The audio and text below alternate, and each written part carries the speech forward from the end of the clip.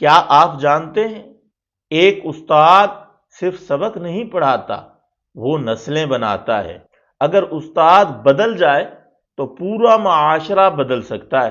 آج اس ویڈیو میں ہم جانیں گے ایک کامیاب، یادگار اور بہترین استاد بننے کے 9 سنہری اصول۔ نمبر 1، سب سے پہلے اپنی اس شعبے کو نوکری نہ سمجھیں، ایک ذمہ داری سمجھیں، ایک جاب نہ سمجھیں، بلکہ اللہ کی نعمت سمجھیں۔ اور یاد رکھیں میرے دوستو، نعمت شکر سے بڑھتی ہے، ناشکری سے کم ہوتی ہے۔ تو پہلا پوائنٹ ہے شکر گزار بنیں، یہ اللہ کا احسان ہے۔ آپ معلم ہیں، اور معلم ہونا کوئی عام بات نہیں ہے۔ اللہ قرآن میں فرماتے ہیں الرحمن علم القرآن، یعنی قرآن کا علم دیا اللہ نے، تو اللہ معلم ہے۔ اتنی بڑی ذات معلم، اور صرف اتنا نہیں، اللہ قرآن میں جبرائیل کو معلم کہتے ہیں، علمہ شدید القوا ذو مرۃ فاستوی۔ اور صرف اتنا ہی نہیں، جب اللہ نے میرے اور آپ کے پیارے آقا حضرت محمد مصطفیٰ صلی اللہ علیہ وسلم والا انعام ہمیں دیا، تو اللہ نے احسان جتلایا اور پھر فرمایا وَيُعَلِّمُهُمُ الْكِتَابَ وَالْحِكْمَةَ، نبی کی صفت بیان کی کہ وہ تمہیں کتاب کا، حکمت کا علم دے گا۔ یعنی حضور اللہ نے ہمیں معلم بنا کے دیے، اور حضور کا کیا ارشاد ہے انا بعثت معلما، میں معلم بنا کے بھیجا گیا۔ تو اس لیے آپ معلم ہیں، آپ کی نسبت اللہ کی طرف ہے، آپ کی نسبت جبرائیل امین کے ساتھ ہے، آپ کی نسبت حضور کریم صلی اللہ علیہ وسلم کی طرف ہے، تو آپ معلم ہیں۔ یہ اللہ کا انعام ہے، اور انعام کے اوپر شکر بنتا ہے، اور شکر یہی ہے کہ اپنی ذمہ داری کو نبھائیں۔ نمبر 2، آپ کے شاگرد آپ کی باتیں کم، آپ کی زندگی زیادہ دیکھتے ہیں۔ اگر آپ کلاس میں وقت پہ آنے کے پابند ہوں گے، شاگرد خود بخود پابند ہوں گے۔ اگر آپ سست ہوں گے، شاگرد اور زیادہ سست ہوں گے۔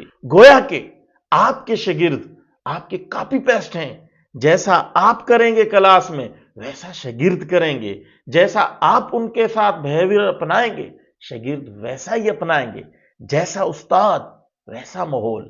استاد اچھا، ماحول اچھا، تو اپنے آپ کو اچھا نمونہ بنا کے پیش کریں۔ اور نمبر 3، یہ بڑا اہم پوائنٹ ہے، دوسروں کی ترقی دیکھ کے حسد نہ کریں۔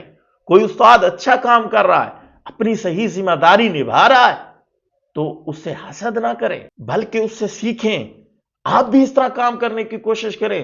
یاد رکھیں میرے دوستو، دین کسی ایک کی ذمہ داری نہیں، دین ہماری مشترکہ ذمہ داری ہے۔ حسد نہ کریں، حسد بہت بری بلا ہے۔ نمبر 4، دوران تدریس لازمی فرض سمجھیں، کسی سے اپنی نسبت جوڑیں، کسی کی بیعت ہوں، کسی سے روحانی تعلق جوڑیں، کیونکہ میرے دوستو علم کے ساتھ اخلاص ضروری ہے، اور اخلاص بڑوں کی صحبت سے آتا ہے، اور جب اخلاص آ جائے وہ بات دلوں پہ اثر چھوڑتی ہے۔ آپ معلم ہیں، آپ استاد ہیں، استاد کی بات، استاد کا رویہ، استاد کا کردار، استاد کا اخلاص یہاں گھر کرنا چاہیے۔ اکثر میں ساتھیوں سے پوچھتا ہوں کوئی ایسا استاد بتائیں جس نے یہاں گھر کیا ہو۔ الحمدللہ ہمارے بھی کچھ اساتذہ ایسے ہیں، وقت ملا تو میں آپ کے ساتھ ضرور شیئر کروں گا۔ آپ کے اگر کوئی ایسے استاد ہیں تو آپ کمنٹ میں ضرور اظہار کریں۔ استاد سے محبت یہ علم میں ترقی کا باعث ہے۔ اگر آپ استادوں سے محبت کرتے ہیں، اور کرنی چاہیے، تو ایسے استادوں کا نام لازمی کمنٹ میں لکھیں تاکہ محبت مزید بڑھے۔ تو چوتھا پوائنٹ کیا ہے؟ کسی سے نسبت جوڑیں، نسبت جوڑنے سے اخلاص آتا ہے، اخلاص سے کی ہوئی بات دلوں میں گھر کرتی ہے۔ 5واں پوائنٹ، مال کے پیچھے نہ بھاگو۔ ہمارے اکابرین کہ آپ زندگی پڑھیں، مال کے پیچھے نہیں بھاگتے تھے، وہ اللہ کی رضا کے لیے کام کرتے تھے، اللہ کی خوشنودی کے لیے اخلاص کے ساتھ دین کا کام کرتے تھے، دنیا ان کے قدموں میں آتی تھی۔ میرے دوستو آپ بڑے اعلیٰ منصب پہ بیٹھے ہیں، اگر آپ بھی دنیا کے پیچھے لگیں گے دنیا آگے بھاگے گی، آپ مقصد سے ہٹ جائیں گے۔ اگر اپنے مقصد کو مد نظر رکھتے ہوئے کام کریں گے دنیا آپ کے پیچھے آئے گی، آپ دھکیلیں گے دنیا پھر بھی آپ کی گود میں آئے گی۔ اور چھٹی بات، اچھا استاد وہ نہیں ہے جو اچھے طریقے سے سبق پڑھا دے، اچھا استاد وہ ہے جو اچھے طریقے سے سبق سمجھا دے، ایک بات 10 مرتبہ بھی سمجھانی پڑے سمجھائے، جب تک شاگرد کو بات سمجھ نہ آئے آگے نہ بڑھیں۔ اس پوائنٹ کو زندگی کا حصہ بنا لیں، آپ کامیاب استاد بنیں گے۔ اور 7واں پوائنٹ، یہ بڑا اہم ہے، صبح کی نماز سے کچھ دیر پہلے اٹھے، نفل پڑھے، تہجد پڑھے، اللہ سے گڑ گڑا کے رو کے اپنے شاگردوں کے لیے دعائیں مانگیں، اللہ سے تعلق مضبوط کریں۔ یہ تعلق، یہ آپ کو اٹھنا آپ کی علمی بھی ترقی کا باعث بنے گا، آپ کی زندگی میں بھی برکت ہوگی، عمل میں بھی برکت ہوگی۔ اور نمبر 8، بد نظمی سے بچیں۔ بد نظمی دین نہیں ہے، نظام الاوقات بنائیں۔ آپ کو پتا ہو میں نے فلاں وقت میں فلاں کام کرنا ہے، پینسل کاپی لیں اور اس کے اوپر لکھیں، یہ وقت میرا اس کام کے لیے، یہ وقت میرا اس کام کے لیے۔ نظام الاوقات بنائیں۔ نظم بنانا یہ کامیابی کی کنجی ہے۔ اگر آپ کامیاب استاد بننا چاہتے ہیں یا کسی بھی شعبے میں کامیاب ہونا چاہتے ہیں، آپ کا ایک نظام الاوقات ہو، آپ کا ایک شیڈول ہو، اس سے آپ انشاءاللہ ترقی کریں گے، آپ آگے بڑھیں گے انشاءاللہ۔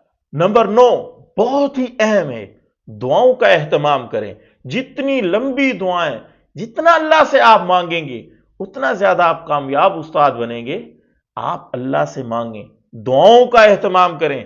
جس شاگرد کو آپ نہیں سمجھا پا رہے، جو بات آپ کو خود سمجھ نہیں آ رہی، جو شاگرد آگے نہیں بڑھ پا رہا، اس کا نام لے کے اللہ کے حضور دعا کریں، مانگیں اللہ سے۔ یہ آج کے 9 پوائنٹ تھے، ان کے اوپر عمل کریں۔